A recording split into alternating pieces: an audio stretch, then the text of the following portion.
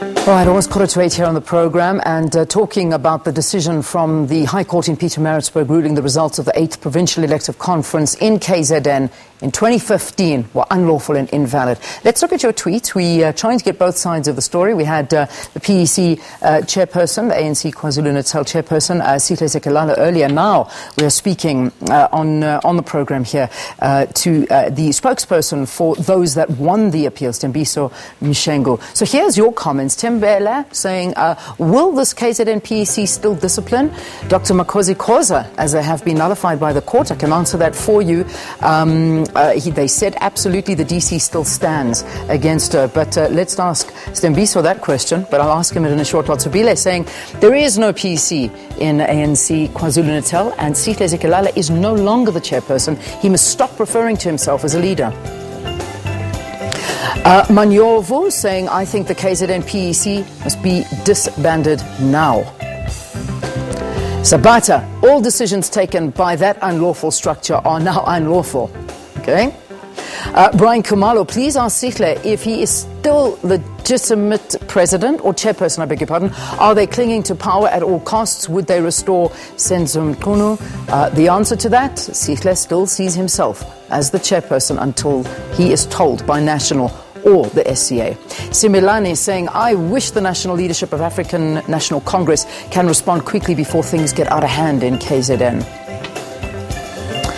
Mzukize, this is our final one, saying the KZN ANC PEC must do the honourable thing and step down. All right. As mentioned, Sithembiso Mshengu is still with us. He's the spokesperson for the applicants who brought this issue to court. So those are some of the views from our viewers here watching the programme right now. And even after the court case yesterday, we saw Lawrence Dube outside the court saying they must do the honourable thing and they must step down. But as of today, they still haven't. What do you make of this?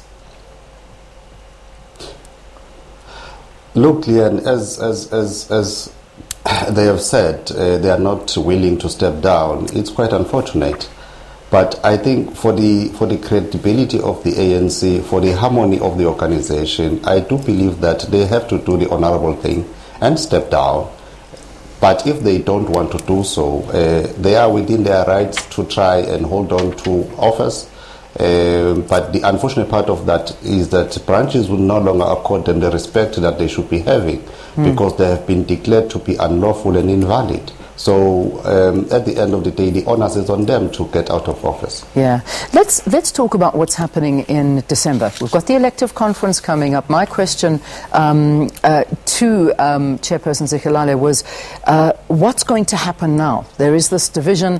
Obviously, there are factions within the leadership in the ANC, some that are supporting Cyril Ramaphosa, and many saying that this, in a way, is a victory for Cyril Ramaphosa's supporters.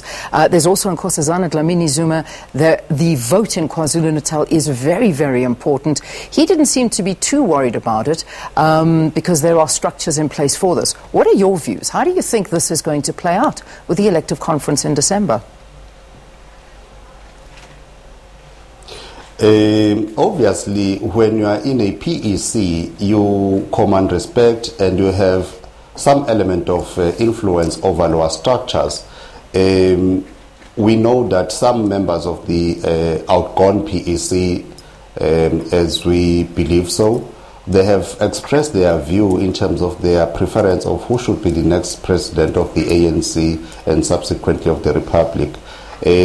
Obviously, this will tilt the scale to a particular direction, but I am not going to sit here and begin to raise my own personal views. Branches of the ANC, when they begin to nominate, they will express themselves as such, and we do believe that they will decide their own future in terms of who do they want, without being influenced by anyone, be it the head of the organization currently or the outgone PEC.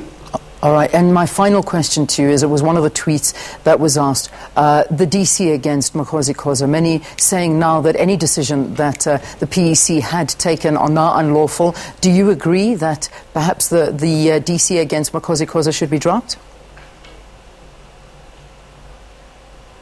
Obviously, people who have charged her have been found to be invalid. it means Makosi will have a leg to stand on to challenge the validity of the charges, but that is up to her as an individual member to undertake that process. As far as I'm concerned, people who have decided on laying charges against her are invalid. Whether the charges themselves have any credibility, that remains to be seen by higher structures. All right, we'll leave it there. Thank you very much for talking to us here on the program. Sithembiso Mshengu is the spokesperson for the applicants who brought the issue to court. Let's take a break. See you after this.